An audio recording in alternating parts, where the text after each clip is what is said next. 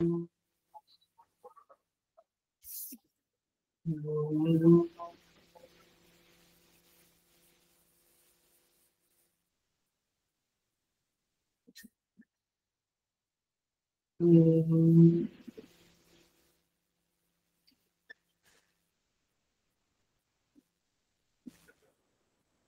सहना भवतु सहनौ भुनक्तु सह वीर्यं करवावहै तेजस्विनावधीतमस्तु मा विद्विषावहै।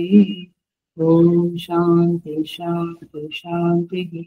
समस्त जन कल्याणे निरतं करुणामयं नमामि चिन्मयं देवं सद्गुरुं ब्रह्मविद्वरम्।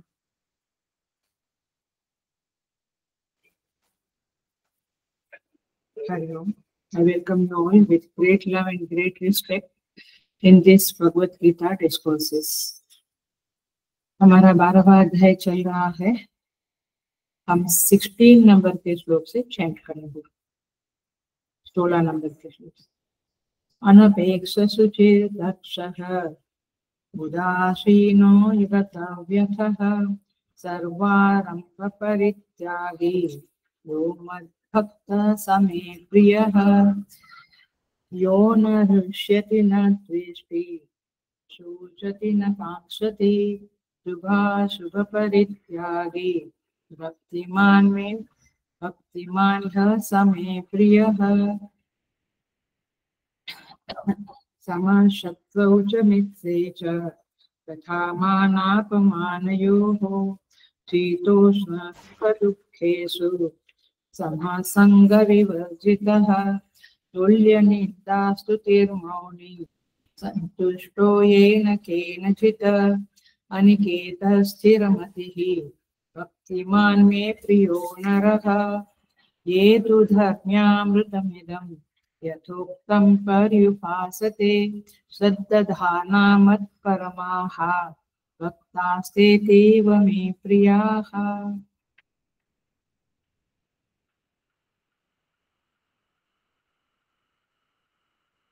So 16 नंबर का श्लोक पे हम आए हैं। 15 नंबर का श्लोक हमने सोमवार को मंडे को किया, तो एक दिन पहले। यस्मान्नो द्विजते लोकः लोकान्नो द्विजते यः, जिसके कारण लोग उद्विग्न नहीं होते हैं, डिस्टर्ब इरिटेट नहीं होते हैं, और जो किसी से डिस्टर्ब इरिटेट या उद्विग्न नहीं होता है। हर्ष अमर्ष भय उद्वेग से रहित जो भक्त है वह मुझे प्रिय है, ऐसा भगवान 15वें श्लोक में कहते हैं। क्लासिक श्लोक था ये, हमने इसे डील किया। आज 16 नंबर का श्लोक पे आते हैं हम। अनपेक्ष शुचिः दक्षः। जो व्यक्ति, जो पुरुष अनपेक्ष माने आकांक्षा से रहित है, शुचिः बाहर भीतर से शुद्ध है,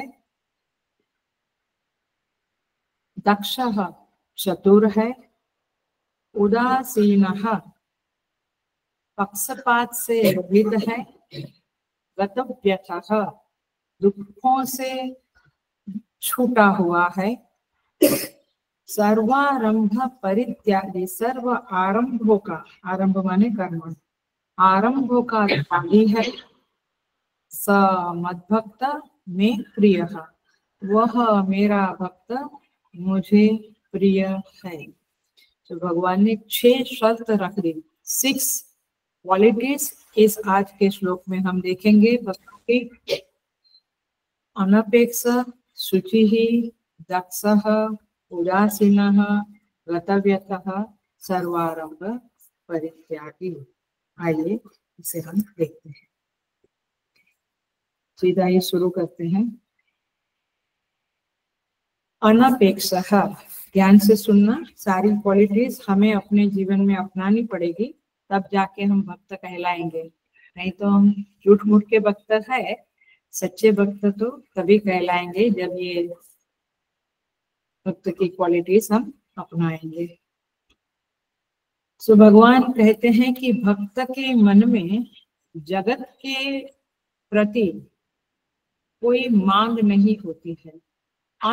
अपेक्षा, अपेक्षा माने इच्छा, लेकिन लोगों के प्रति इस भक्त की कोई इच्छा अपेक्षा नहीं है। यहीं पे पोज लेके सोचे तो सुबह से उठकर रात को सोने तक हमारे चित्त में लोगों के प्रति या स्वयं के प्रति भी कभी कभी इतनी अपेक्षाएं हैं। तो मैं इवन टीवी देखते समय भी, क्रिकेट के मैच देखते समय भी अपेक्षा, न्यूज देखते समय भी अपेक्षाएं। तो मतलब कि अपेक्षाओं का अंत ही नहीं। बाकी तो किचन वगैरह में तो अपेक्षाएं रहती है। सो अनअपेक्षा, ये पहला लक्षण है इस श्लोक में। भगवान ने पीछे श्लोक में कहा था संतुष्ट सततम योगी। संतुष्ट सततम योगी माने जो संतुष्ट है वो मुझे प्रिय है। तो संतुष्ट माने क्या? जो दूसरों से अपेक्षा नहीं रखता है, क्योंकि जब आप दूसरों से अपेक्षा रखते हैं तो कभी पूरी होती है, कभी नहीं होती है। तो नहीं होती है तो फिर आप संतुष्ट नहीं रह सकते। सो ये इंटरकनेक्टेड क्वालिटीज है, एक दूसरे के साथ कनेक्टेड है ये।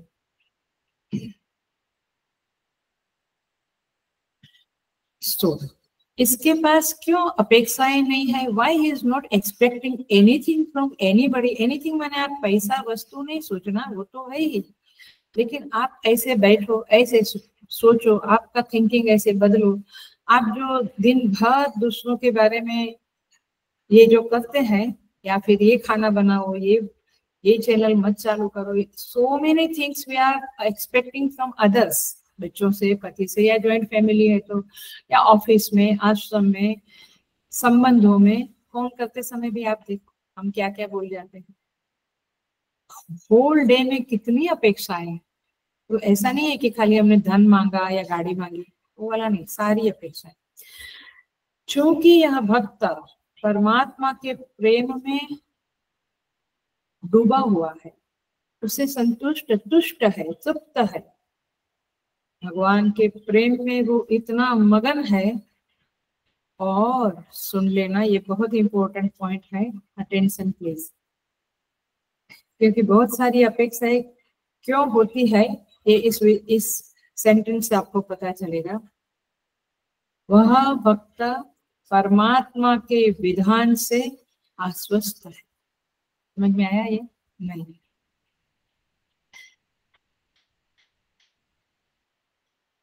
वह भक्त परमात्मा के विधान से आश्वस्त है, माने भगवान के जो विधान है इस सृष्टि में चल रहे हैं, कानून कहो या परिस्थितियां, सबके साथ भगवान सब जीवों को जिस तरह से कुछ मिलता है, कुछ छीन लिया जाता है, जो कुछ भी लीला चल रही है उसमें वह भक्त आश्वस्त है। आश्वस्त माने ही इज फाइन।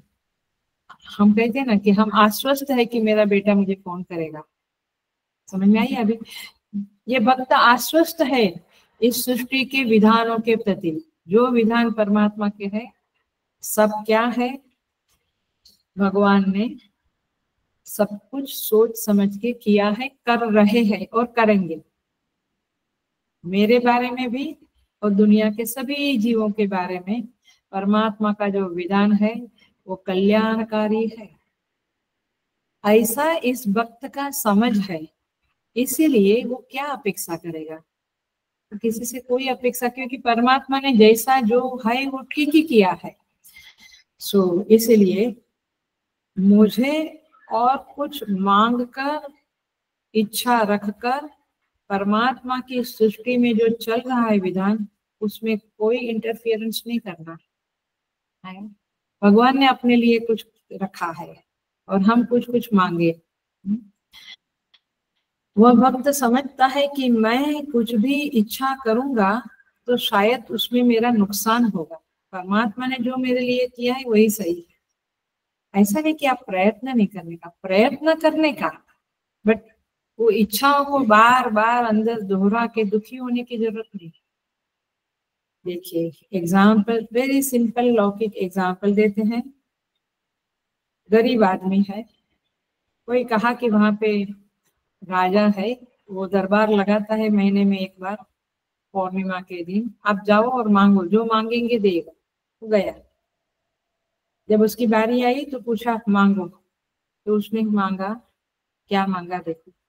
उसने कहा कि प्रभु महाराज जी, मुझे रोटी तो मिल जाती है, थोड़ा कुछ कमाता हूँ उससे, बट दाल नहीं मिलती है, मैं उतना पैसा नहीं कमाता हूँ कि मुझे दाल मिले, तो रोज रोटी के साथ दाल मिल जावे, इतनी कृपा करे। अब राजा ने सर पीटा। राजा बोला ये कुछ भी मांग सकता था, लेकिन इसने क्या मांगा, दाल। हमारी मांगे ऐसी नहीं है, वो कुछ बड़ा देना चाहता है, हम कुछ और मांग लेते हैं, फिर वो दे देता है क्योंकि वो दयालु। तो तात्पर्य ये है कि परमात्मा तो पूरे जगत का राजा है, तो कुछ भी दे सकता है, लेकिन हम छोटी मोटी चीजें मांगकर अपना ही नुकसान मोल लेते हैं। क्योंकि नियम यह है, बड़ा आदमी अपनी हैसियत से देता है और हम मांगते हैं अपनी हैसियत के अनुसार, इसीलिए नुकसान कर बैठते। सो अपेक्षा ना रखें। देखिए साधक या भक्त तो ऐसा है, ये सारी बातें अपने ऊपर घटानी है, अपने ऊपर लागू करनी है, तब जाके ये सार्थक होगा। स्वाध्याय सुनना, उसके चित्त में इस वृत्ति का स्फुरण भी नहीं होता है, सुन लेना, उसकी वृत्ति में, चित्त में इस वृत्ति का स्फुरण भी नहीं होता है कि ऐसा होता तो शायद अच्छा होता।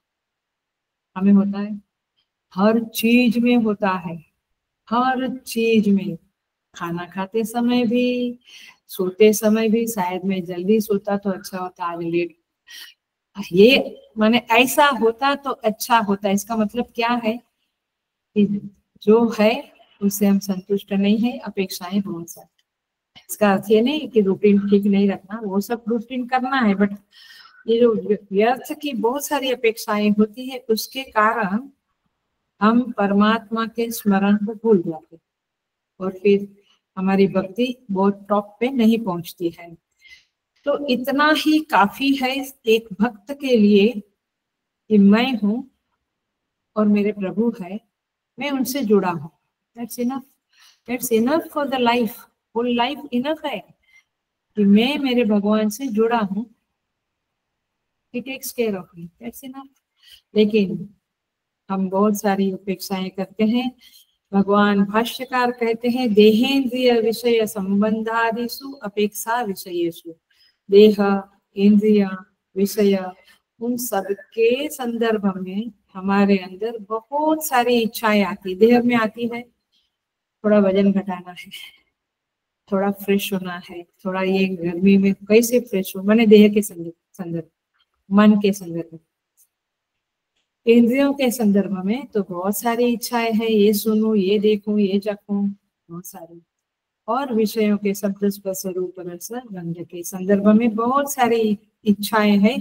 भगवान कहते हैं ये मेरा भक्त जो है ना, वो ऐसी इच्छाएं करके दिन नहीं बिताता है, वो अपना काम करता है, स्मरण करता है। सो भक्ति माता जब अपनी गोद में हमें बिठा देती है तो हमारी इच्छाओं को बढ़ा देती है। फिर एक ही मांग रह जाती है, विच इज अलाउड। क्या है वह? रामचरितमानस में आता है, सीता राम चरण रति मोरे, अनुदिन बढ़ू अनुग्रह तोरे। सीता राम चरण रति मोरे, भगवान के चरणों में मेरा बस मन रहे, रति रहे, और ये दिन ब दिन बढ़ती रहे, उनका अनुग्रह मुझ पे बढ़ता रहे। कई बार तो जिंदगी भर सोचते ही नहीं है कि इतनी माला करता, ये करता, क्या प्राप्त किया, कुछ नहीं। एंड में आता है कि आखिर मैंने क्या पाया, इवन धन कमाया, ये कमाया, क्या पाया। तो यहाँ पे साधक क्या पा चाहता है, भगवान के चरणों में मन लगा रहे, उनका कृपा अनुग्रह मिलता रहे। और इसलिए तुलसीदास जी महाराज कहते हैं, नान्या स्पृहा रघुपते हृदये स्मदीये। हे रघुपति, मेरे दिल में कोई इच्छा स्पृहा नहीं है। सत्यम वदामि च भवान अखिलांतरात्मा। आप तो सबके हृदय में रहते हो, मेरे हृदय में भी रहते हो। आप जानते हो कि मुझे सचमुच में कोई इच्छा मांग नहीं है। अपना देखिए, अंदर मांग है लेकिन बोलते नहीं मुझे सब कुछ ठीक है, अंदर तो चलता रहता है। भक्तिम प्रयच्छ रघुपुंगव निर्भरा में, मुझे भक्ति दे दो हे प्रभु, बस मुझे भक्ति चाहिए, यही गोस्वामी जी की अपेक्षा है। सो यहाँ पे कहते हैं इस तरह से यह मांग, केवल इतनी मांग अलाउड है, ईश्वर के संदर्भ में ये मांग अलाउड है। बाकी कहते हैं कि कोई मांग नहीं होनी चाहिए। देखिए, ये एक दिन में नहीं घटेगा, ये एक जन्म में ये स्थिति आ गई ऐसा नहीं है। शुरुआत में क्या कहेंगे आप प्रभु से, रूपम देहि, जयम देहि, यशो देहि, विशो देहि। ये ठीक है, शुरुआत में ऐसा ऐसा माने स्पिरिचुअलिटी के संदर्भ में मांगते हैं, दुपट्टा नहीं मांगते, भोपला नहीं मांगते, नहीं तो ऐसा ही मांगते रहते। फिर जब आप थोड़े हायर, ये देखना, ये 4 स्टेज बताती हूँ अपने जीवन में। हेलो, इसको बिल्कुल घटाकर देखना है, कम से कम अपना टेस्ट करना। जब आप थोड़े ऊंचे उठते हो तो आप क्या बोलेंगे, यथा योग्यम तथा कुरु, आपको जो ठीक लगे। तीसरा स्टेज है साधक का, वो कुछ नहीं बोलता है, वो ये बोलता है, हे भगवान, मैं आपका बहुत आभारी हूँ, I am grateful to you. जो कुछ भी आपने दिया है वो ज्यादा ही। ये तीसरा स्टेज, पहले में कुछ मांगा, सेकंड में मांगा, जो आप देंगे ठीक है, थर्ड में I am so much thankful to you. और फोर्थ स्टेज होता है जहाँ पे साधक ज्ञानवान भी, भक्त ज्ञानवान भी होता है, और ये कहता है, हे प्रभु, ये जगत मिथ्या है, ये मुझे कन्विक्शन हो गया है, अनुभव हो गया है। अब इस मिथ्या जगत में कोई बुद्धिमान व्यक्ति कोई मांग सकता है? झूठी चीज को कोई मांगेगा? झूठ तो किसी को पसंद नहीं है, भले झूठ बोलता है आदमी, लेकिन दूसरा झूठ बोलेगा तो, आप झूठ बोलते, आपका बच्चा ने झूठ बोला तो लगा देंगे। तात्पर्य यह है कि झूठे जगत में क्या मांगना है। सो इस तरह से यहाँ पे अनपेक्षा, ऐसे देखा जाए तो एक एक शब्द एक एक क्लास खाएगा, इतना जबरदस्त शब्द है, बट थोड़ा थोड़ा टच करके आगे बढ़ेंगे। शुचि ही, भगवान भाष्यकार कहते हैं, शुचि शब्द को भाष्य है तो देखना, बाह्येन आभ्यंतरेण च शौचेन संपन्नः। जो साधक भक्त बाहर से और अंदर से शुचिमान है, माने शुद्ध है, स्वच्छ है, निर्मल है, शुचिता से, पवित्रता से संपन्न है, ऐसा भक्त मुझे प्रिय है। अपेक्षा रहित भक्त मुझे प्रिय है, नंबर 1 बोला। अब नंबर 2 में कहते हैं पवित्र शुद्ध अंतःकरण वाला मुझे प्रिय है। इसलिए जब आप भगवान से ये मांगते हो ना कि प्रभु और कुछ नहीं, मेरा अंतःकरण शुद्ध करो, चित्त शुद्धि रूपी फल दो, तो भगवान प्रसन्न होते हैं, बोलते हैं अच्छा ये बच्चा मेरा प्यारा है। क्यों?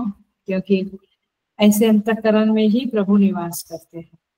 तो कम से कम ये मांगना तो क्या कहेंगे, जरूरी है, माने ये तो भक्त को मांगना ही मांगना। सो बाहर से और अंदर से शुचिता। शुचिता का अर्थ होता है, देखो शास्त्र की माने थोड़ा डीपर सेंस में, ये तो बाहर से अंदर से शुचिता मैंने आप समझते हैं कि स्नान करना है, रूम स्वच्छ रखना, सामान ठीक रखना वगैरह, शरीर का सब, और थोड़ा मन का भी शुचिता मन का क्या शुचिता है?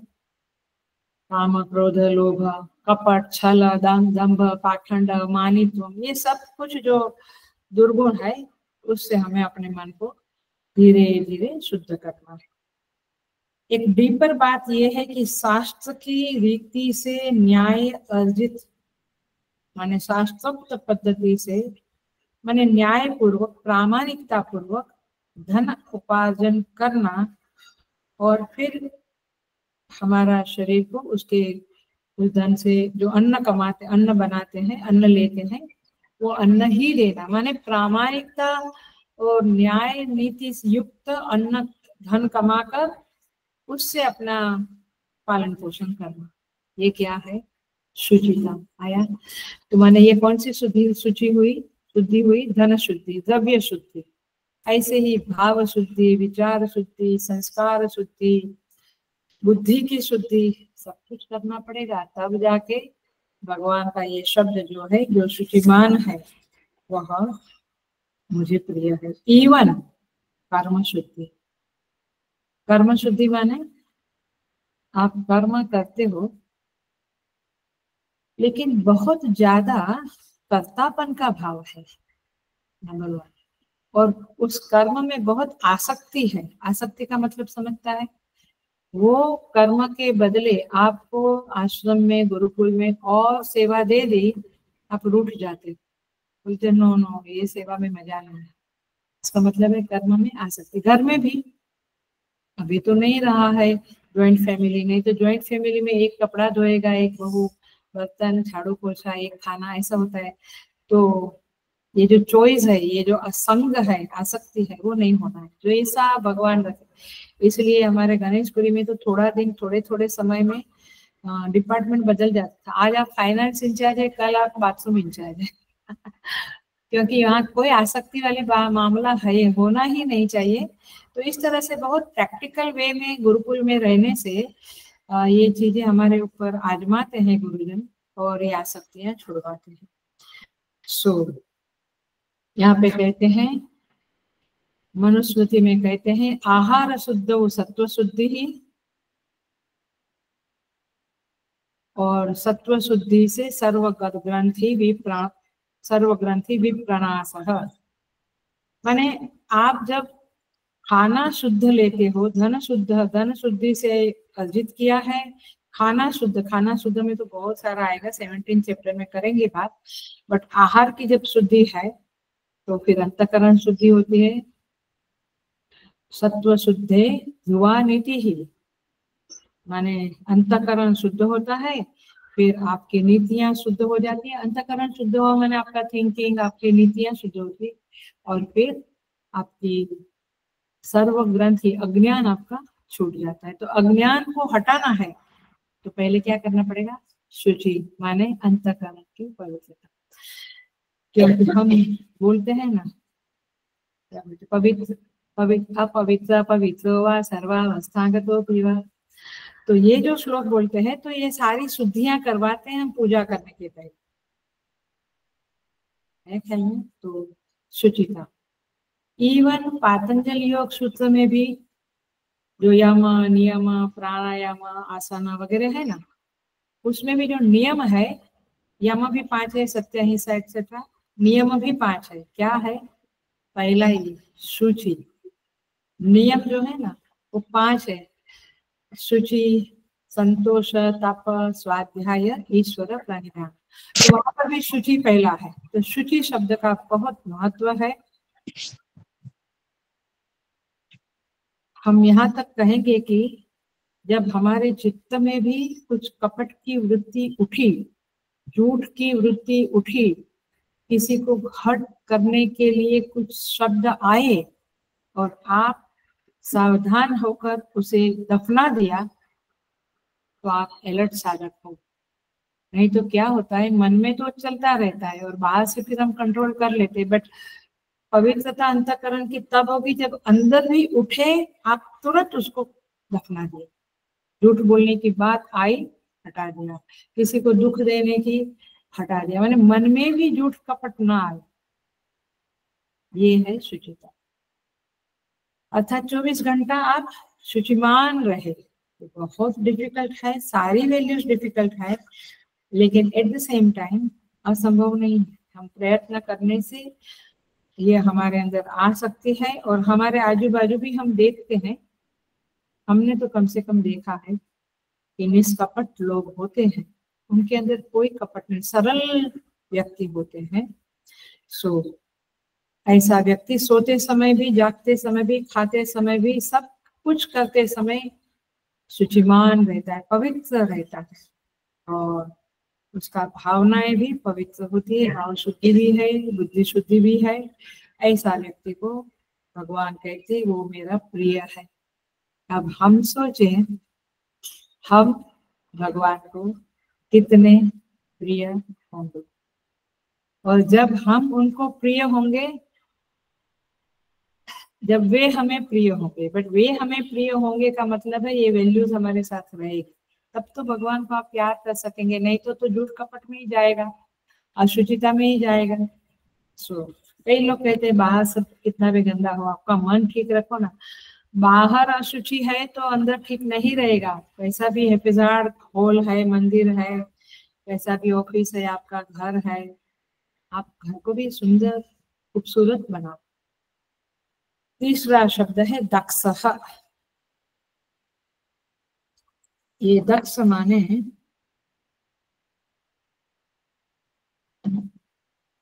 वैसे देखा जाए तो दक्ष शब्द का अर्थ होता है कुशल, होशियार, माने कुशल का। फिर भी इसको हम समझेंगे दक्ष शब्द को। देखिए, एक सामान्य लौकिक समाज में जो एक मान्यता है, ये हम जरा देखें। लोग ऐसा सोचते हैं, अरे ये तो साधु है, इसको क्या समझता है, ये तो मूर्ख है। मैंने मोस्टली साधु को देखना ना, ये पूरा टॉपिक में डील करती हूँ, आप इसको बहुत अच्छी तरह से देखना। आखिर गीता उपनिषद है क्या? आपकी गलत फहमी को सही करने का माध्यम है। तो हम ये सुनते हैं तो अपनी, इसके द्वारा अपनी मान्यताओं के ऊपर हम काम करें। तो बहुत बार कहते हैं कि उनको कुछ समझता नहीं है, तो उनसे तो ये सब कुशलता से होगा नहीं। अच्छा, मतलब ये हुआ कि साधु का समझ के साथ कोई लेना देना नहीं, अरे उसको कुछ समझता नहीं माने लेना देना नहीं। हिंदू कल्चर में, हिंदू संस्कृति में देखे तो साधु लोग ही राजा को उपदेश देते थे और राजा राज्य चलाता था। चाणक्य और पहले के समय के राजाओं को भी वो मंत्री को मंसना देता था, तब वह राज्य चलता था। वो राष्ट्र का निर्माण करने वाला होता है साधु, समाज का निर्माण करने वाला होता है। आप देखिए गवर्नमेंट कितना करती है, और ये स्पिरिचुअल ऑर्गेनाइजेशंस कितना समाज को बदलने में उनका कितना कंट्रीब्यूशन है आया। तो ये कौन करता है? साधु ही करता है। बड़ी बड़ी ऑर्गेनाइजेशन, महामंडलेश्वर बन के आश्रम इतने बड़े बड़े आया। तो ऐसा नहीं है, तो दक्षता तो साधु में बहुत ज्यादा होती है। तो और देखो इसका एग्जाम्पल है, तुलसीदास जी महाराज कुशल नहीं होते तो रामचरितमानस लिखी जाती थी। ये लिखना भी एक कुशलता है, म्यूजिक संगीत बजाना भी कुशलता है, गाना, एक्टिंग करना, राज्य चलाना, नेतागिरी करना, सब कुछ कुशलता है। तो ये कुशलता साधु में नहीं होती तो आश्रम चला सकता था। और चिन्मय मिशन जैसे और बाकी सारी संस्थाओं में भी ये जो एक्टिविटीज होती है, प्रोजेक्ट्स होते हैं, गीता चैंटिंग कॉम्पिटिशन, बाल विहार, डिस्कोर्सेस, ये हो सकता था। कुशलता नहीं है तो दक्षता माने कुशलता। इसका अर्थ ये है कि देखो इसका भगवान भाष्यकार कैसे कहते हैं, प्रति उत्पन्नेषु कार्येषु सद्यः यथावत् प्रतिपत्तुं समर्थः। दक्षता इसको कहते हैं प्रत्युत्पन्नेषु कार्येषु, कुछ काम में कुछ दुविधा आई है, कर्तव्य में कुछ दुविधा आई, कुछ समस्या उत्पन्न हुई, कुछ ऐसी परिस्थिति उपस्थित हुई, तो जो दक्ष व्यक्ति होता है वह उसको तुरंत समझ लेता है और तुरंत उसका निकाल कर देता है, उस समस्या का समाधान कर देता है। He takes the decision so fast. अब ये प्रोजेक्ट्स आते हैं हमारे सारे, उसमें कई बार विद इन 5 मिनट्स हम लोग डिसीजन ले सकते हैं या लेते रहते हैं। तो तात्पर्य ये है कि उसकी बुद्धि, उस भक्त की बुद्धि कम समय में व्यवस्थित विश्लेषण करके निर्णय लेने में समर्थ होती, उसको कहते हैं दक्ष। अपने ऊपर डालो, अपने अंदर कितना। अभी है हमारे एक डिवोटी कितने दिनों से कंफ्यूजन में है, यात्रा में जाऊं कि न जाऊं। अमेरिका बेटा बुला रहा है, इधर यात्रा का कोर कमेटी में कमिटमेंट किया है। अब बहुत कंफ्यूजन, बहुत। If you have, I really believe and it is my conviction, आपके पास शास्त्र का सहारा है तो ये दक्षता आएगी। शास्त्र, ये चोरी करना वगैरह में भी दक्षता होती है, बट वो नेगेटिव चीजें हैं, हम यहाँ पे पॉजिटिव बात। दक्षता माने शास्त्र की बात समझो, शास्त्र को पूरा पचा डालो, क्योंकि शास्त्र कहता है यथा प्राप्तव्यम तथा कर्तव्यम। आपका प्राप्तव्य जो है उसके मुताबिक आपका कर्तव्य बनता है। तो आपको प्राप्तव्य क्या है, जगत या परमात्मा? माने यात्रा एक ईश्वर कार्य है जिसकी जिम्मेवारी आप ले रहे हो, और यूएस जाना एक बच्चों की मांग है वगैरह, जगत का मोह है। आप ये मुझे मत कहना कि अम्मा जी आप नहीं समझते। समझते तो आप ही है सब कुछ। मैं तो शास्त्र समझती हूँ और शास्त्र को आचार्यों के कहे अनुसार एनालिसिस करके एब्सॉर्ब करने की कोशिश करती हूँ। That is what I am, in that way I am a साधक। तो यथा कर्तव्य आपका वही बनता है जो आपका प्राप्तव्य है। आपको जीवन में चाहिए क्या? पुण्य चाहिए, आशीर्वाद चाहिए तीर्थों में देवता का, 100 लोगों को ले जाने का पुण्य चाहिए, जिम्मेवारी, या फिर XYZ आया ख्याल में? तो आपको वही संसार और संसार का वालों का प्रेम, और वो संसार वालों का प्रेम तो पता है ना क्या, उनकी गरज के ऊपर आधारित रहता है most of the time, most of the time. आप देख, ये सच्चाई है। तो शास्त्र एक छोटे से वाक्य में आपको सब कुछ समझाता है। तो दक्षता वह है, आ जाइए फिर से टॉपिक पे, कि उनकी बुद्धि शास्त्रोक्त पद्धति से शास्त्रानुसार विश्लेषण करके तुरंत, शीघ्र, सद्य निर्णय लेने के लिए समर्थ होती है, उसे दक्ष कहते हैं। ये क्यों ऐसा होता है, उस व्यक्ति में ये दक्षता क्यों आई, सुन लेना। हेलो, इम्पोर्टेंट बात है ये एक तो हमें अपने में चेक करना है, दूसरा ये गुण अपने में एब्सॉर्ब करने की कोशिश करनी है। तो इसका रहस्य यह है, परमात्मा हिरण्यगर्भ उसकी बुद्धि के ऊपर सतत अनुग्रह करता रहता है। वो कब होता है? क्योंकि उसकी बुद्धि सतत तन्मुखी है, उस हिरण्यगर्भ के ईश्वर के चिंतन में व्यस्त।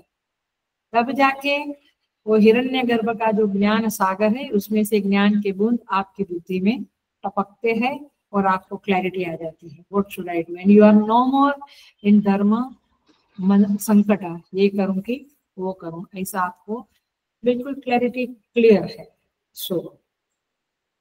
आप पूजा में बैठिए, वहां पर भी कुछ घंटा भर ध्यान किया, जब किया, तो आपको बेटे को ये कॉलेज में डालो कि वो कॉलेज। ये मेरे एग्जाम्पल सारे मेरे आजू बाजू के लोग मुझसे जो बातें करते हैं उसी के आधार पे आते हैं, मैंने वेरी मच प्रैक्टिकल।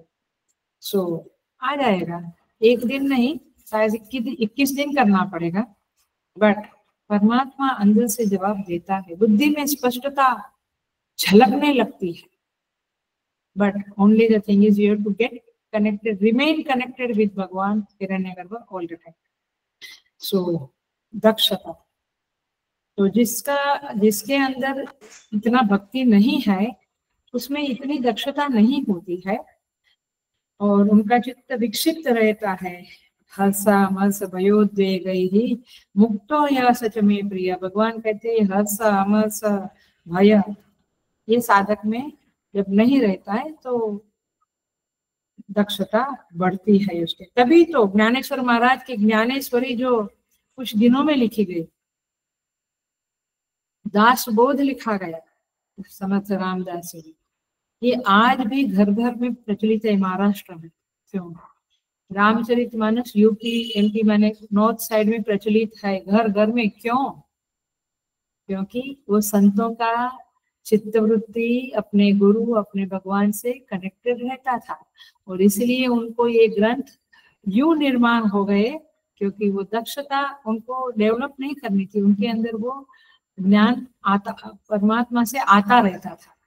सो तात्पर्य ये है, आप जितने भी देखो तुकाराम महाराज की गाथा देखो, 4000 अभंग ऐसे बहते हुए उनके कलम से निकले हैं। तात्पर्य ये है कि ये दक्षता एक चीज है, एक गुण है जो भगवान कहते हैं कि साधक में अथवा भक्त में होने से मैं उसको बहुत प्रेम करता हूँ। माने भगवान का प्रेम उस दक्ष व्यक्ति के प्रति बहुत रहता है, वो प्रिय होता है भगवान का। आगे बढ़ जाएंगे। 6 लक्षण है, 3 किए हमने, 2-3 देखते हैं। उदासीन। उदासीन शब्द को पहले समझ लो। देखिए, एक सेंस में, मैं 2-3 तरह से उसको बताऊंगी। एक सेंस में उदासीन शब्द का अर्थ होता है, मैं इसको अनपेक्षा शब्द से जोड़ती हूँ। 2 शब्द साथ साथ में चलते, एक है अपेक्षा और एक है उपेक्षा। अपेक्षा उपेक्षा, समझ में आया? ये 2 शब्द साथ साथ में है। कैसे? जब हम दूसरे से कुछ उम्मीद रखते हैं, अपेक्षाएं रखते हैं, तो उसको कहते हैं अपेक्षा। जब हम किसी से आशा इच्छा रखते हैं, चाहते हैं कुछ, और जब हम दूसरों से कोई चाहना, कोई उम्मीद, कोई आशा नहीं रखते हैं, तब क्या हो गया? I don't care, I don't care, है? तात्पर्य ये है, तो उसका नाम होता है उपेक्षा। और इसी को उदासीन भी कहते हैं।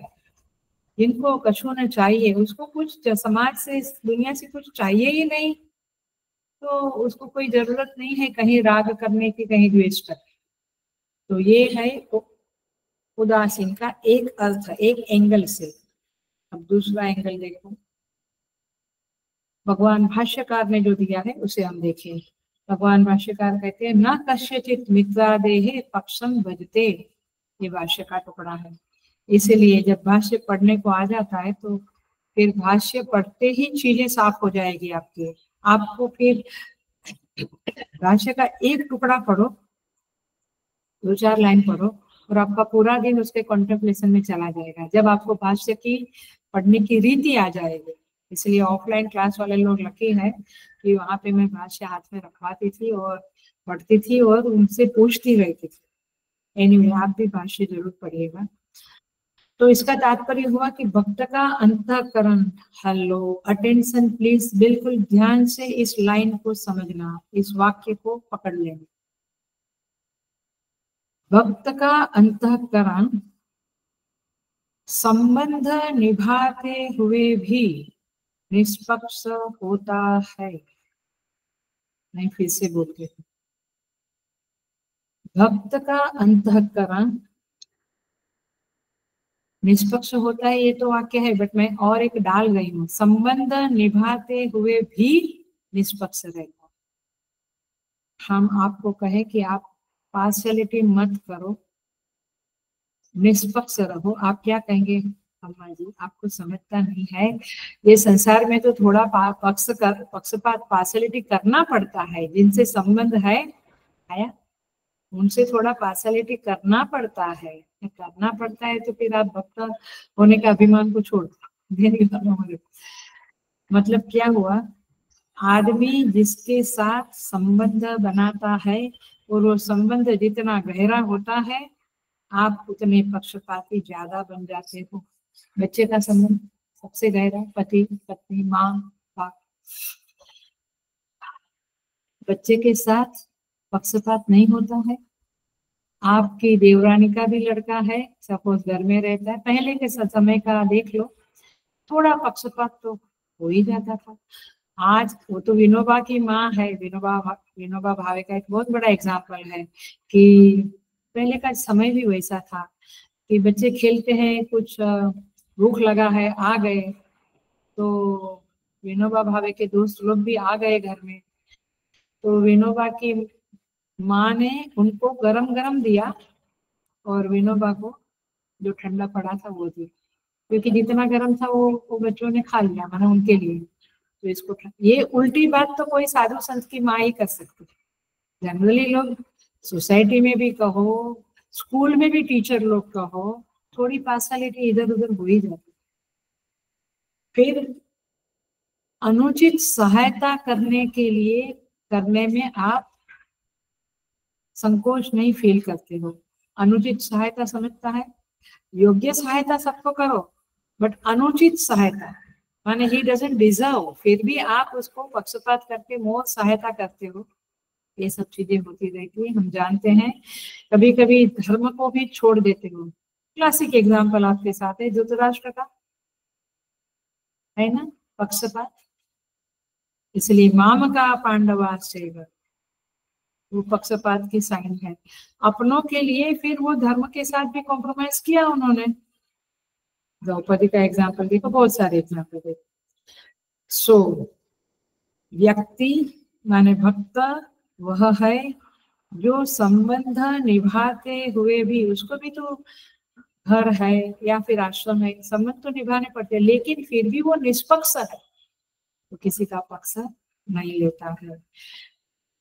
तात्पर्य वही, कभी कभी एग्जाम्पल देते हैं, वो भी एक सामान्य एग्जाम्पल है कि रास्ते में कुछ हो रहा है, कोई किसी को मार रहा है, कोई आजकल रेप के एग्जाम्पल्स चलते रहते हैं, कुछ हो रहा है, आप न इसके पक्ष में न उसके पक्ष में, आप चले जाते हो। वैसे समाज व्यवहार में ये क्वालिटी अच्छी नहीं है, बट स्पिरिचुअलिटी में ये क्वालिटी अच्छी है। तो तात्पर्य ये है कि उदासीन, अर्थात कोई मुझे प्रिय है, कोई मेरा विरोधी है और मुझे टिकट देना है, इसको दूंगा। अपने संबंधी को, वो तो अपने देश में तो हम लोग बहुत देखते हैं, मुझे ये मैंने लेक्चर में स्पिरिचुअल टॉक में इतना ज्यादा बोलने की जरूरत नहीं है, बट हम जानते हैं कि टिकट किसको मिलती है। तो ये क्या हुआ, पक्षपात। सो राग पक्ष माने क्या हुआ, राग द्वेष हुआ, इधर राग है उधर द्वेष। तो अच्छी व्यक्ति को भी फिर हम टिकट नहीं देते हैं और बुरी व्यक्ति को भी दिया जाता है, क्योंकि राग द्वेष प्रवर्तके। बट जहाँ पे राग द्वेष नहीं है वहां पे आप निष्पक्ष हो सकते हो, उदासीन हो सकते हो। मतलब क्या हुआ, आपके मन को वो व्यक्ति जो सुख देता है, जो प्रिय है, उसका सुख भी ना छुए, और जो आपको दुख देता है उसका दुख भी ना छुए। आप समष्टि कल्याण के लिए जो करना है वो करो। क्लासिक एग्जाम्पल हमारे देश में बहुत है, रमन महर्षि,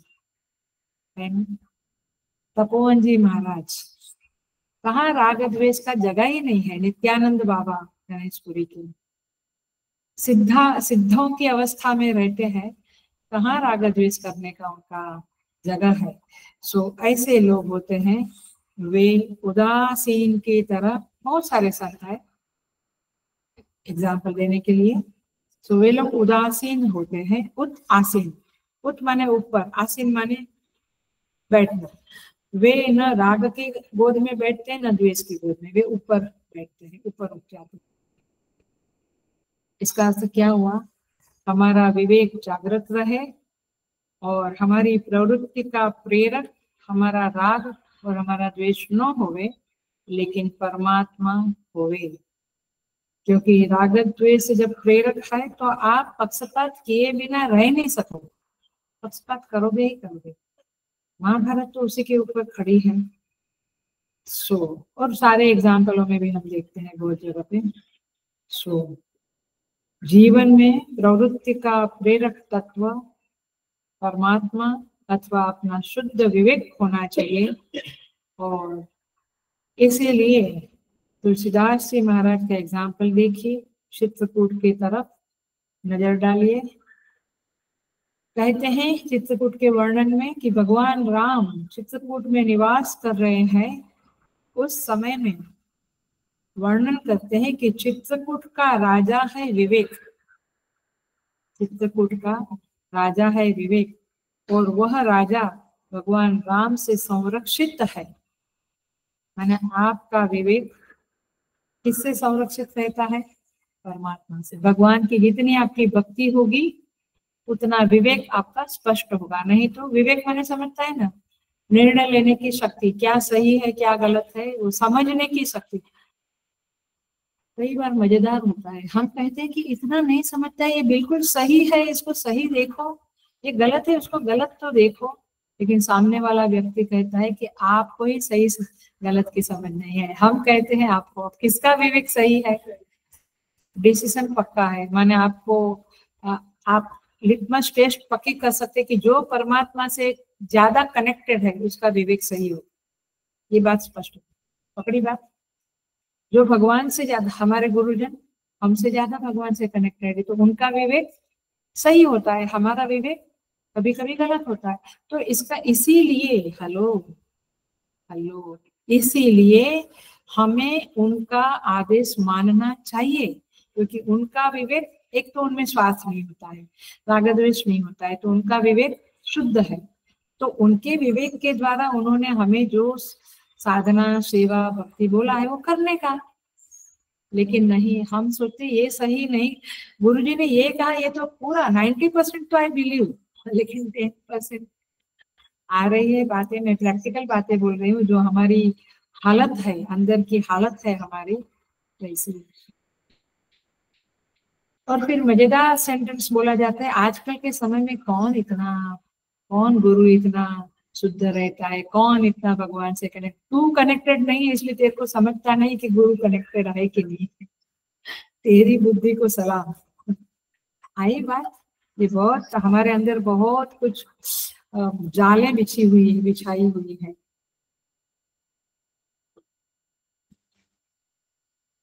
तो कहते हैं, देखो आगे का शब्द चले जाते हैं, गत व्यथा, जिसके हृदय में व्यथा ना हो। व्यथा ना हो माने दुख ना हो। भगवान ये शब्द तो आपको नहीं बोलना था, बाकी अनपेक्षा वगैरह सूची वगैरह तो हम कर लेंगे थोड़ा बहुत। तो गत व्यथा, यहाँ तो दुख चलता ही रहता है, कुछ ना कुछ छोटा मोटा दुख आता ही रहता है। अभी परिस्थिति अच्छी है, सब लोग हमसे अच्छे हैं, घर के सास बहू भी अच्छी, बेटा भी, लेकिन पहले क्या था मालूम है? शुरू हो जाता है गतक। तो वो पहले का याद करके भी व्यथा ले लेते हैं लोग। भगवान कहते हैं भक्त कौन है मेरा? दूसरा शब्द का माने, ये शब्द का दूसरा अर्थ भगवान भाष्यकार कहते हैं गत भय, जिसके हृदय में त्रास नहीं। त्रास माने भय, ये आतंकवाद का त्रास, भय, ये जंगलों में गुंडाओं का जो राज होता है अथवा अंडरग्राउंड, ये सब भय त्रास पीड़ा, इसको कहेंगे ये होता है, इसको कहेंगे व्यथा। तो गत व्यथा माने भक्त वह है जिसको भय व्याप्त नहीं होता है, उसको न आज भय है, न पहले भय था, न भविष्य का भय है। उसको धन चला गया, यश चला गया, घर की वस्तु व्यक्ति कुछ भी छीन लिया जाता है तो व्यथा नहीं करता। उसके हृदय में शांति रहती है और उसके अंदर वो सामर्थ्य है कि परिस्थिति कितनी भी विपरीत होवे, अपने मन को स्वस्थ रखना। और ऐसे लोग हमने देखे हैं। हम सोचते हैं कि ये पत्थर है क्या अंदर, इनका वज्र है क्या? हम भी कभी कभी कहते हैं कि आपके अंदर वज्र है क्या? लेकिन वो व्यथित नहीं होते हैं, परिस्थिति आने पर भी ये शांत रहते हैं और आश्चर्य होता है। लेकिन सच्चे भक्त वो लोग ही होते हैं। सो यहाँ पे कहते हैं आप निर्भय तब बनोगे, गतव्यथा तब बनोगे जब आप भगवान की बहुत भक्ति करेंगे, और बहुत भक्ति करेंगे तो आप गतव्यथा बनेंगे। रामचरितमानस में अरण्यकांड में भगवान कहते हैं, सखा सोच त्यागहु बल मोरे, सुग्रीव शरणागति। याद आता है? सब विधि घटप काज मैं तोरे। ये सखा, भगवान सुग्रीव को कहते हैं, ये सखा। क्या भाग्य है कि भगवान उनको सखा कहते हैं। सोच त्याग हूँ बल मोरे, तुम चिंताओं को मेरे बल पे छोड़ दो, माने तुम सारी चिंताओं को छोड़ दो, मेरे बल पे भरोसा करो। सब विधि घटप काज में तो मैं तुम्हारा हर काम कर दूंगा। तो फिर आप भयभीत क्यों होते हो? आप भयभीत होते हो, इसका मतलब है, मैं उल्टा बोल रहा हूँ, आप भगवान से, भगवान के भक्त 100% नहीं है, तभी भय आता है, तभी व्यथा आती है। तो गत व्यथा, देखिए भगवान शंकराचार्य जी बहुत अच्छी तरह से कहते हैं, गत व्यथा शब्द का अर्थ माने उपनिषदों में बहुत अच्छी तरह से इसे समझाया गया।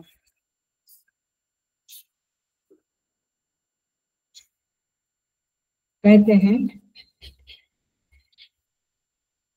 वह साधक, माने उपनिषद का साधक है, वो ऐसे बोलता है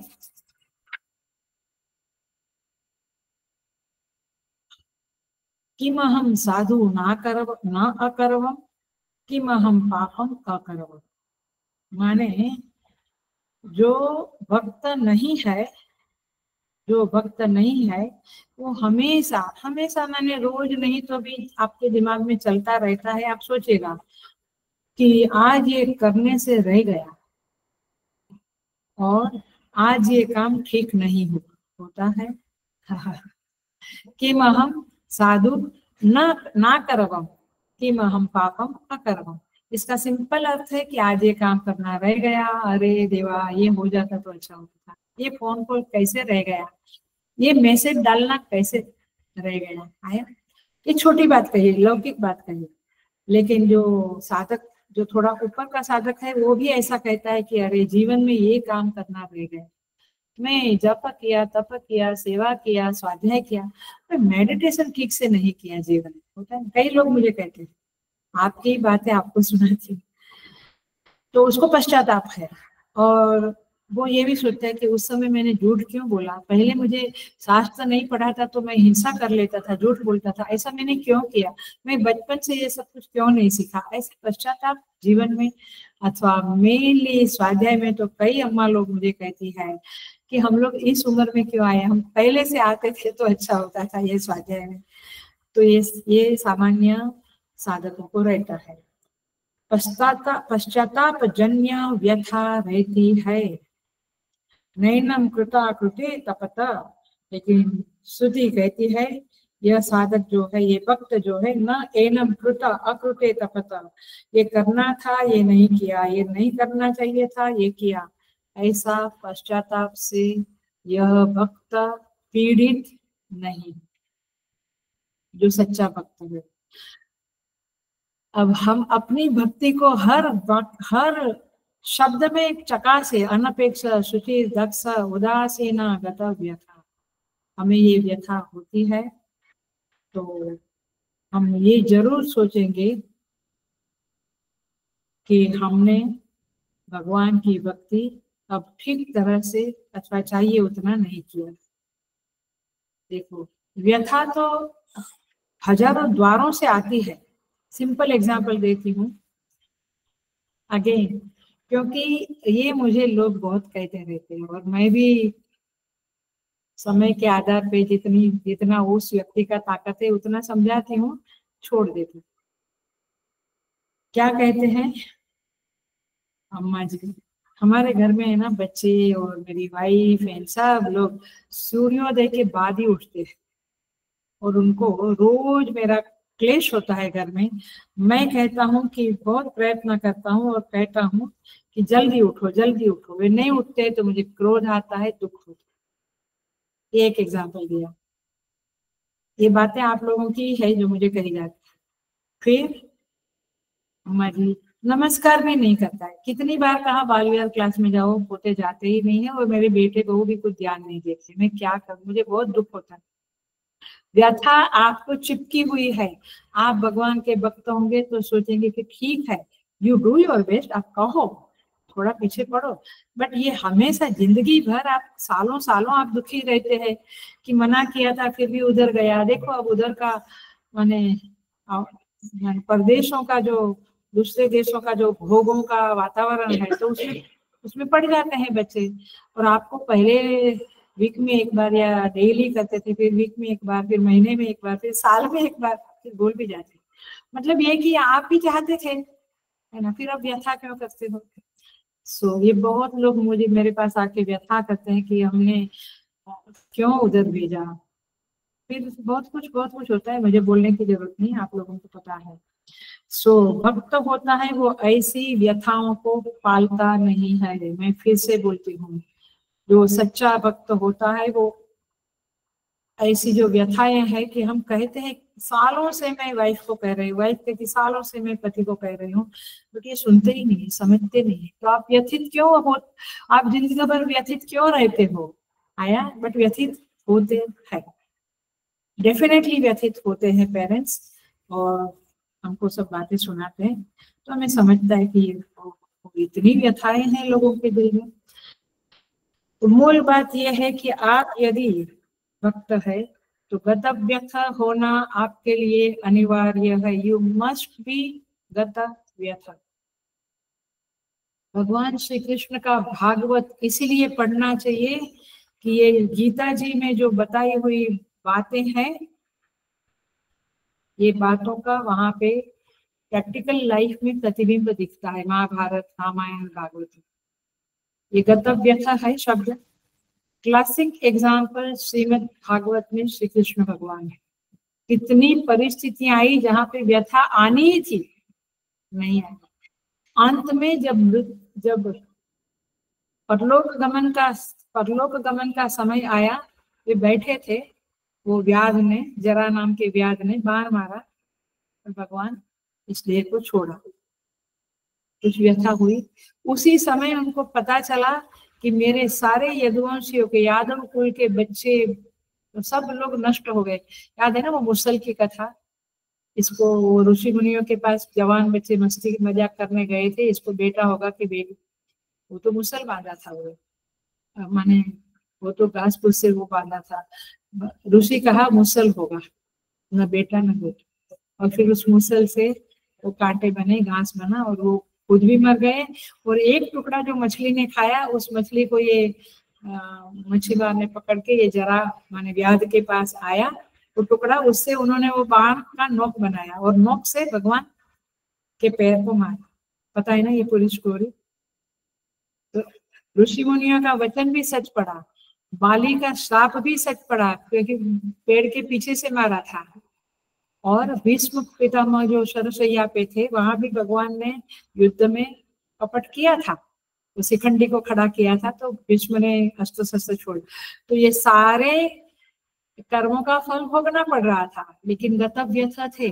ऐसे हमें भी जो व्यथा आती है, तो ये मत भूलना आगे का वाक्य, वो हमारे कुछ कर्मों के कारण आती है। तो व्यथित मत हो, भगवान के साथ कनेक्टेड रहो, निकल जाएगा समय। एनीवे, इस तरह से गतव्यथः लास्ट शब्द है। बहुत सारे एग्जाम्पल है, पूरे ग्रंथ हमारे इन वैल्यू सिस्टमों के, ये जो वैल्यूज है सारी गीता में बताइए। 12 में खास स्पेशल भक्त के लक्षण जितने बताए हैं, उतने लक्षण ये ग्रंथों में कैरेक्टर के रूप में, चरितार्थ के रूप में, चरित्र के रूप में आता है। और वैसे भी मेरा फेवरेट ग्रंथ है गीता प्रेस का भक्त चरितांक। बड़ा है, 1000 से ज्यादा पेज वाला, बड़ी साइज भी बड़ी हो। मेरे पास गीता प्रेस के सारे ग्रंथ है, इस तरह के वार्षिक ग्रंथ है, सब कर्मकांड के सबके शिव पुराण। लेकिन तो आप पढ़ो भक्त चरितांक का। एक समय था हम लोग रोज पढ़ते थे अहमदाबाद में, रोज रात को एक चरित्र पढ़ के सोने का, एक पढ़ेगा 2 सुनेंगे, इस तरह का हमारा नियम था। इसलिए साधना में 2-4 लोग साथ में होने से, यदि सेम मिजाज के, सेम टाइप के लोग हैं तो झगड़ा वगड़ा होए तो ये पढ़ाना अच्छा होता है। एनीवे, सर्वारंभ परित्यागी, वह साधक वह है जो आरंभ माने कर्म, वो कर्म का आरंभ ही नहीं करता। हो माने कोई कार्य का आरंभ ही नहीं करता है, क्योंकि उसने सुना था कि सर्वारंभाय दोषेण धूमेनादि होता है। सारे कर्म अग्नि में, अग्नि के साथ धुआं है, वैसे सारे कर्म कुछ दोष से जुड़े हुए हैं, तो मुझे कर्म ही नहीं करना। ऐसा व्यक्ति तो मिलना मुश्किल है, बहुत रेयर व्यक्ति होते हैं। तो ये सारी बड़ी बड़ी संस्थाएं हैं, जैसे चिन्मय मिशन, पूज्य गुरुदेव ने इतने सारे प्रकल्प प्रोजेक्ट शुरू किए, तो उन्होंने तो प्रारंभ किया। तो क्या वे गीता के विद्यार्थी नहीं है, गीताचार्य नहीं है? क्या वे भगवान का, ये भगवान ने जो बात करी है वो पालन नहीं करते हैं? अवश्य करते हैं। आप ये 2 वचन बोला मैंने, एक तो आरंभ माने कर्म, माने कर्म का आरंभ ही नहीं करते हैं, और एक है कि महापुरुष लोग जितनी भी बड़ी बड़ी संस्थाएं, रामकृष्ण मिशन वगैरह, बहुत सारे प्रोजेक्ट्स करते हैं, उनके जो हेड है बहुत सारे प्रोजेक्ट करते हैं। इतना सारा प्रपंच आपको लगता है कि ओ हो, हम छोटे से आश्रम में भी डे नाइट काम करते हैं प्रपंच, इसको प्रपंच बोलो तो बोलो। मुझे भी कई बार कहा जाता है कि ये सब क्यों करते हो आप। अब आप इसका उत्तर आज अच्छी तरह से सुन लो। साधु लोग बड़े बड़े आश्रम बनाते हैं, महापुरुष लोग, संत लोग, फिर उधर बहुत सारी एक्टिविटीज, अन्नपूर्णा चलती है, माने अन्नदान चलता है, बहुत गीता पठन वगैरह बहुत कुछ चलता है। सो इसका अंडरस्टैंडिंग यह है कि जो साधक होता है वह अपनी स्वार्थ की कामना से कुछ आरंभ नहीं करता, पकड़ा है? वह समष्टि कल्याण के लिए काम आरंभ करता है। तो पूज्य गुरुदेव ने अपने लिए अपना बंगलो, अपना घर बढ़ाओ, उसमें समृद्धि बढ़ाओ, उसके लिए नहीं, समष्टि कल्याण के लिए। तो ये सर्वारंभा ही त्यागी का अर्थ ये है कि स्वयं के लिए, अगेन सुन लेना, ध्यान से पकड़ लेना, स्वयं के लिए वो कुछ भी काम का आरंभ नहीं करता है। आप देखिएगा अभी थोड़ा मिशन में फर्क पड़ा है। पहले तो स्वामी जी लोग ब्रेकफास्ट, लंच एंड डिनर, मैं जब पढ़ाई कर रही थी तो मुझे आश्चर्य लगता था, ब्रेकफास्ट लंच डिनर लोगों के घरों में जाते थे, अपने लिए खाना नहीं पकाते थे। अभी थोड़ा समय बदल गया तो हम लोगों के वहाँ किचन है वगैरह, कुछ भी अपने लिए कुछ नहीं करना। आके कोई कपड़े धो के जा रहे, मैंने अपना कपड़ा अपन धोवे, या खुद के लिए ये बसाओ वो बसाओ, ये ऐसा कुछ नहीं। तो ये जो जितने भी प्रोजेक्ट है और हम लोग उस प्रोजेक्ट के लिए मरते हैं, मैंने रात दिन काम करते हैं, तो वो सर्वारंभ परित्यागी ही है हम लोग। क्यों? क्योंकि हम अपने लिए नहीं करते है। तो आप कभी ये नहीं कहना कि आप तो प्रपंच करते हैं। मुझे भी कई बार लोग कहते हैं कि आप भी वही खाते पीते सोते, हम भी वही काम करते, आप भी दिन भर काम करते। मन में बहुत ज्यादा समझने वाला है तो समझाते हैं, नहीं तो हम नहीं समझाते। बट हम जानते हैं कि हम और आप में बहुत बड़ा फर्क है, क्योंकि आप अपना एक बंगलों का 2 बंगलो बनाने को, आपके बेटे को यूएस भेजने को पैसा कमाते हैं, डे नाइट काम करते हैं। हम समाज के कल्याण के लिए, समाज के बच्चों को गीता धर्म प्रचार होवे, धर्म सीखे, उसके लिए करते हैं। हम प्रवचन भी उसके लिए करते हैं कि ईश्वर प्रसन्न होवे कि भाई उन्होंने जो श्रुतियां दी है, ग्रंथ दिए हैं ऋषि मुनियों ने, उसका हम प्रचार करते हैं। तो हम तो फर्क तो है ही। आप भी गुस्सा करते हैं, हम भी गुस्सा करते हैं, क्या फर्क है? हम समष्टि के लिए है कि भाई आश्रम है, डिसिप्लिन रखो, हाँ, डिसिप्लिन को मत तोड़ो, आप इधर झूठ चोरी मत करो, आया, गफले मत करो, इसके लिए करते हैं। भाष्यकार कहते हैं आरभ्यते इति आरंभाः इहामुत फलभोगार्थानि काम हेतूनि कर्माणि। क्लासिक टुकड़ा है शंकराचार्य जी का, आदि शंकराचार्य। भाष्य का टुकड़ा में डबल ट्रिपल अंडरलाइन करो। तात्पर्य क्या है? आरंभ का अर्थ काम है, कर्म है। तो जो कर्म काम से प्रेरित होकर किए जाते हैं उन्हें आरंभ कहते हैं। काम माने कामना, स्वार्थ के लिए जो काम आरंभ आप करते हैं ना, ऑफिस बनाते हैं, बिजनेस डालते हैं, नौकरी बेटर बेटर बेटर नौकरी ढूंढते हैं, सब कुछ आप दौड़ा दौड़ी इसी के लिए करते हैं। कराटे में ले जाते हैं, फिर कांगड़ा में ले जाते हैं, दिन भर मैं देखती हूँ रुटू में भी दौड़ती रहती है अम्मा। हाँ, अपना स्वार्थ माने बच्चों का, पति का, वो अपना स्वार्थ। तो यहाँ पे भक्त का क्या लक्षण है? भगवान भाष्यकार कहते हैं सर्वारंभा तान परित्यक्तम शीलम अस्य इति। ऐसे कामना प्रेरित, स्वार्थ प्रेरित कर्मों को वे त्याग देते हैं। तो सर्वारंभ परित्यागी का अर्थ समझ में आया? स्वार्थ प्रेरित कर्मों का त्याग करना, वे है भक्त का लक्षण। माने भक्त अपने लिए कुछ बसाता नहीं है, और इसलिए मिशन में बहुत अच्छा है, सभी जगह पे अच्छा ही है। क्योंकि आज हमको बंबई में डालते हैं, कल हमको अहमदाबाद में डालते हैं, इधर भी डालते हैं। तो कहीं पर भी स्वार्थ प्रेरित कुछ नहीं, तो चलो मेरा घर सजाऊं, मेरा कुछ नहीं, आपका डॉक्टर भी चला जाएगा, आपका सब कुछ, टेलर, डॉक्टर, जो जरूरी वस्तुएं हैं, नौकर चाकर, सब चला जाएगा। आप कहीं जाके पूरे खंडर में खड़े रहेंगे। हम जब अहमदाबाद से आए तो सांडपाड़ा में एक फ्लैट दिया गया था, चारों दीवारें थी और कुछ नहीं था अंदर।